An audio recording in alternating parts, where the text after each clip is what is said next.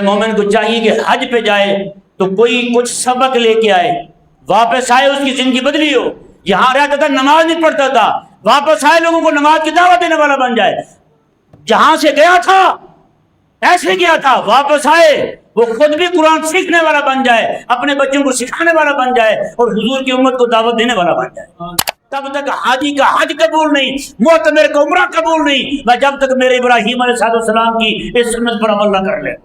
پوری دنیا کو عقل سے دیکھو، جب حضور کی بات ہے تو وہاں عقل کو پیچھے چھوڑ دو، وہاں عشق سے دیکھو۔ جو بندہ یہ کہتا ہے نا دین کی راہ پہ چلیں گے تو بھوکے مر جائیں گے، رب فرماتا ہے جو دین کی راہ پہ چلے گا نا میں اس کے نام پہ اتنا لوگوں کو عطا فرماؤں گا، قیامت آ جائے گی اس کا لنگر ختم نہیں ہوگا۔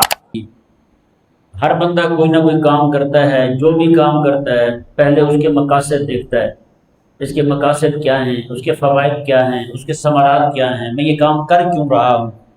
اس کام کی غرض اس کے ذہن میں آتی ہے، یہ میں کام کر رہا ہوں اس لیے کر رہا ہوں، کس لیے کر رہا ہوں، ٹھیک ہے نا جی۔ جب تک اس کی غرض اس پر واضح نہ ہو تو وہ بندہ کام نہیں کرتا۔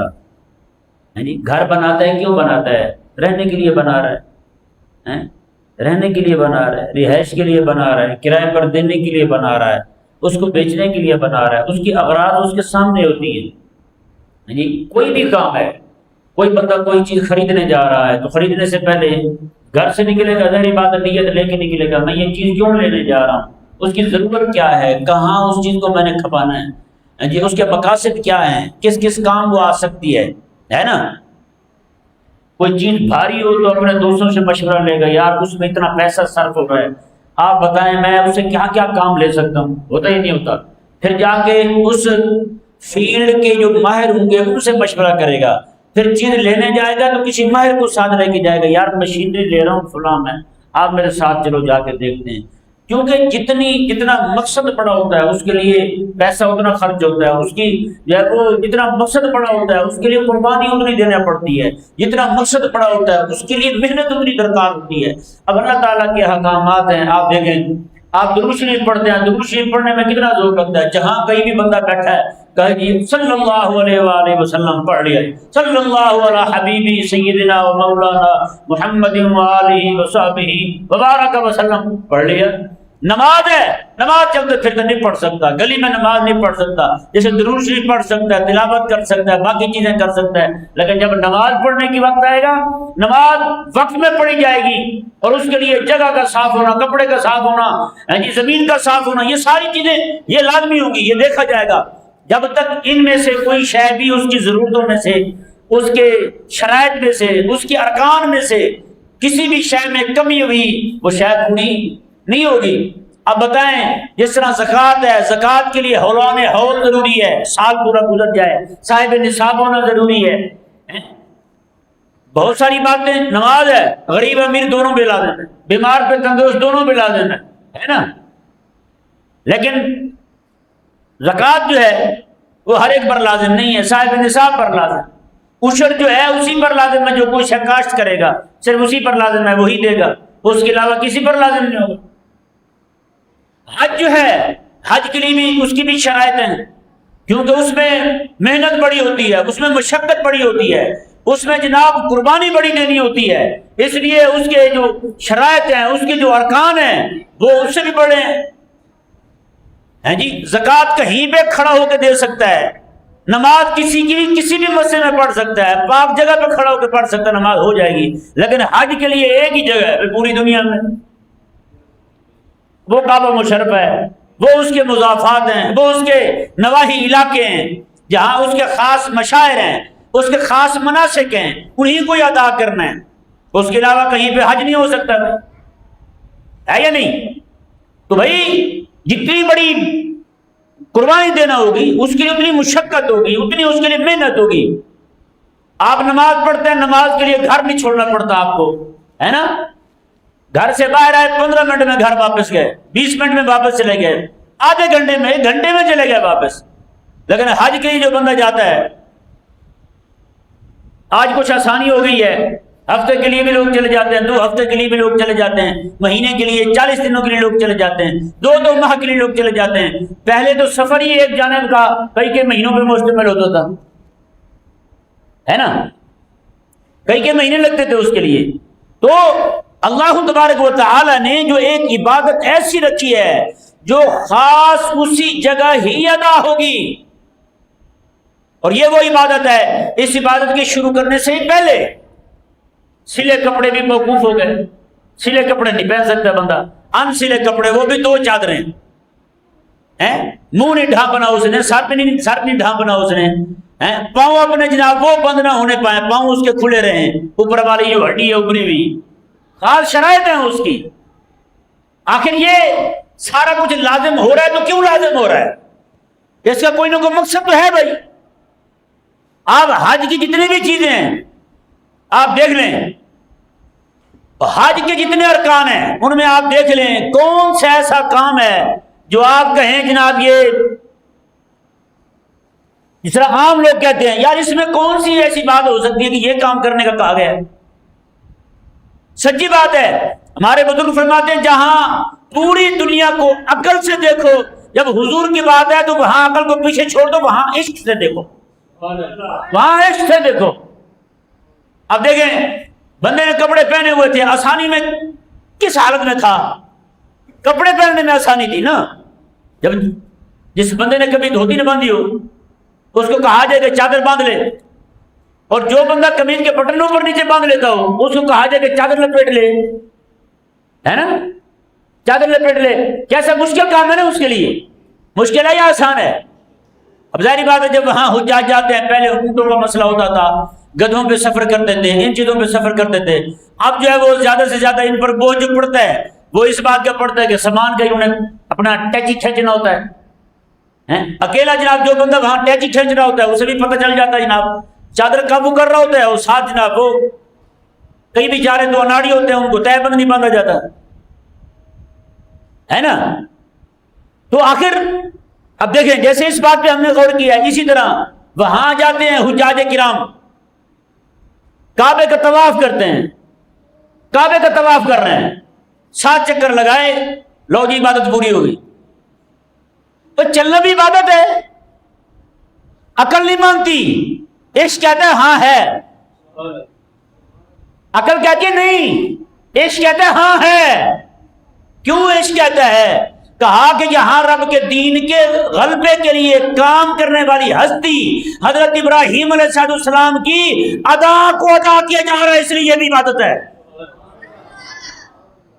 حضرت ابراہیم علیہ السلام جو ہے آپ نے کعبے کو تعمیر کیا، تعمیر کرنے کے بعد کعبے کو آپ دیکھ رہے ہیں، آپ کو پتہ ہے آپ بھی گھروں میں کام کرواتے ہیں مستریوں سے، مستری سارا کام کرتے رہتے ہیں، کرتے کرتے جب شام کو اترتے ہیں نیچے، اتر کے ایک نظر مارتے نہیں مارتے، کام کو دیکھتے ہیں نا. تو ابراہیم علیہ السلام نے بھی یہی کیا تھا. رب کا گھر تھا، یہاں مستری اتنے چکر نہیں لگاتے، رب کا گھر تھا.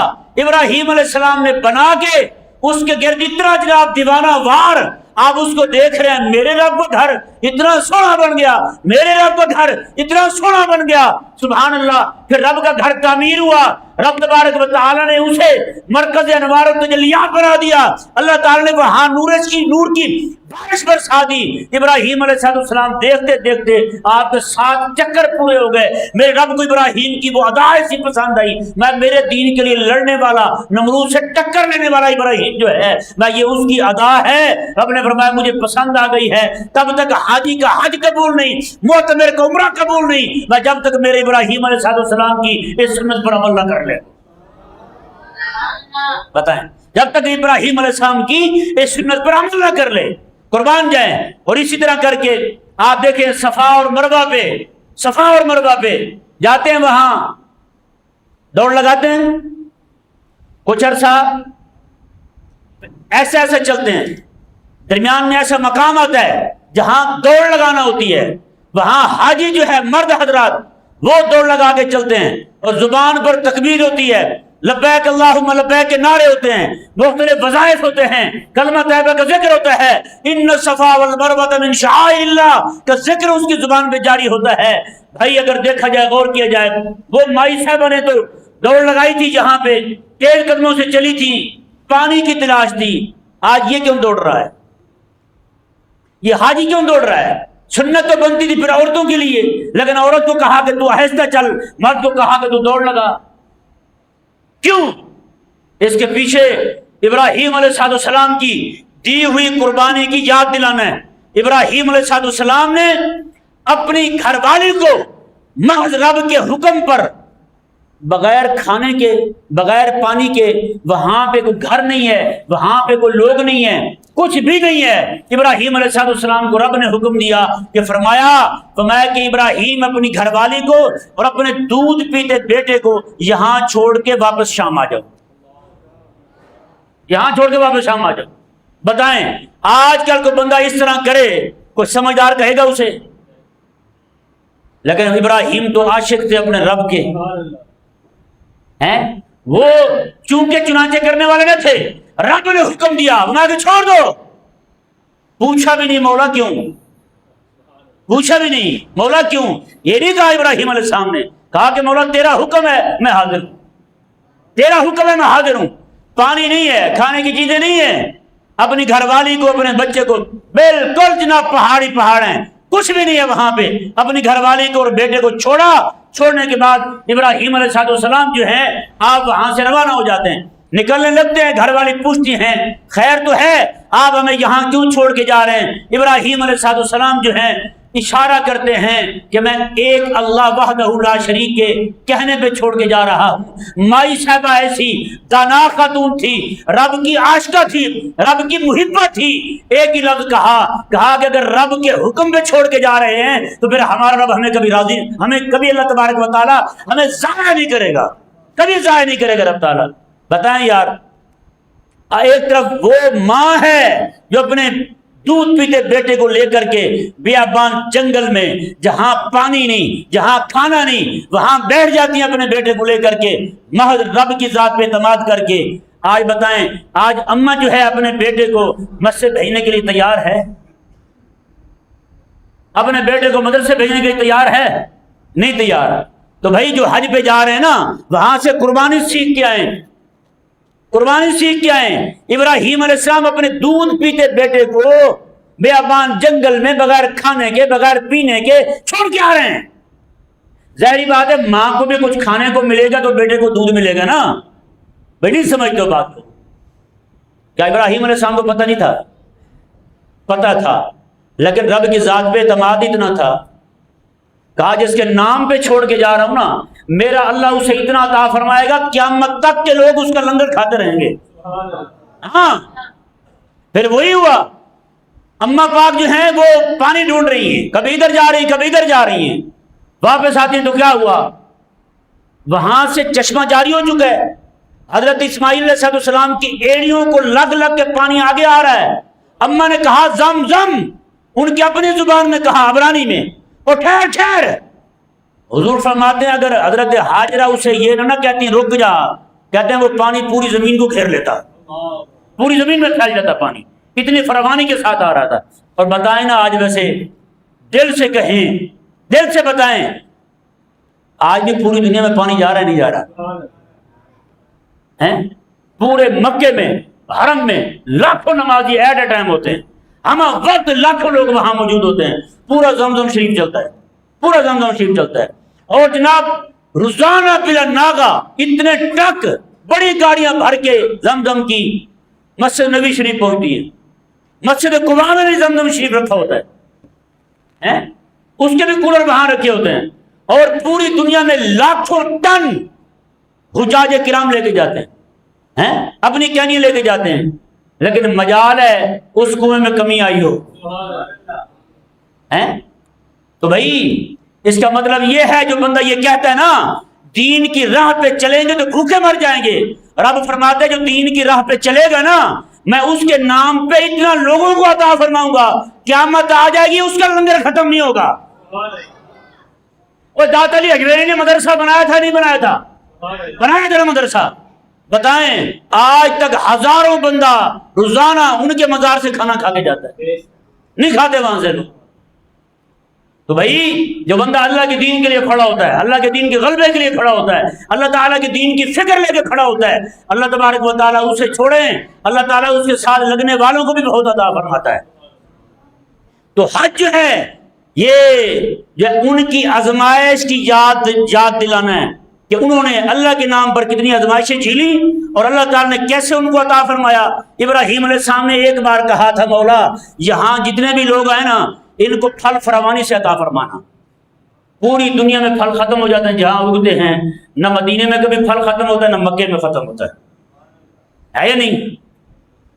اور ایسے ایسے پھل، سچی بات ہے یہاں رہتے ہوئے لوگ وہ پھل نہیں کھا سکتے جو اللہ تبارک و تعالیٰ ان کو عطا فرماتا ہے، پھر پورا سال عطا فرماتا ہے۔ کوئی بھی پھل وہاں پہ شارٹ نہیں ہوتا، یہاں پہ فلانی شے شارٹ، فلانی شے شارٹ، فلانی شے شارٹ، موسم ختم، موسم ختم۔ اللہ فرماتا ہے ابراہیم نے دعا ہی وہ کی تھی، وہاں موسم ختم ہونے نہیں دیتے ہم، موسم ہی ختم نہیں ہوتا تھا۔ اس لیے بندہ مومن کو چاہیے کہ حج پہ جائے تو کوئی کچھ سبق لے کے آئے، واپس آئے اس کی زندگی بدلی ہو۔ یہاں رہتا تھا نماز نہیں پڑھتا تھا، واپس آئے لوگوں کو نماز کی دعوت دینے والا بن جائے۔ جہاں سے گیا تھا ایسے گیا تھا، واپس آئے وہ خود بھی قرآن سیکھنے والا بن جائے، اپنے بچوں کو سکھانے والا بن جائے اور حضور کی امت کو دعوت دینے والا بن جائے۔ جب تک یہ بات نہیں آتی بھائی پھر ویسے کا ویسے رہے گا، جیسے حاجی گیا تھا جیسے گیا تھا ویسے آ گیا، صرف اضافہ یہ ہوا کہ حاجی صاحب ہو گئے۔ پہلے شوکت پہن کہتے تھے، اب حاجی شوکت صاحب کہنے لگے۔ وہ حاجی شوکت ہو گیا ہے لیکن اس کے عمل میں حاجی کا ظہور نہیں ہوا، اس کی زندگی میں تبدیلی نہیں آئی، تو پھر وہ حاجی شوکت ہی ہوا ہے، اس کے عمل سے کچھ بھی ظاہر نہیں ہوا۔ لیکن ابراہیم وہاں آئے تو اللہ تعالیٰ نے کیسے ان سے دین کا کام لیا ہے، دین کے غلبے کے لیے آئے تھے نا۔ آج تک حضور کا کوئی امتی سلام نہیں پھیرتا جب تک ابراہیم کی ذات پہ ان کی آل پہ درود نہ بھیج دے۔ بتائیں نا، دین کے لیے کھڑے ہوئے تھے، آج تک میرے اللہ نے ان کا نام ایسے زندہ رکھا ہے۔